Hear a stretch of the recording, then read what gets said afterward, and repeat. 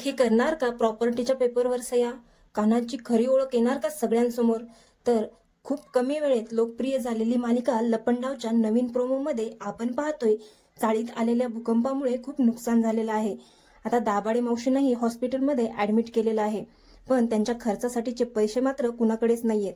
तिथेच कान्हा ट्रीटमेंटची सगळी व्यवस्था पाहत असताना डॉक्टर त्याला कबीर म्हणून हाक मारतात. तेव्हा कान्हा डॉक्टरांना म्हणतोय, मी या चाळकऱ्यांसाठी कान्हा महाडिक आहे, कबीर देवदत्त किर्लोस्कर नाही. आता हा कबीर देवदत्त किर्लोस्कर म्हणजे कान्हाची खरी ओळख काय असणार हे मालिकेत पाहणं इंटरेस्टिंग ठरणार आहे.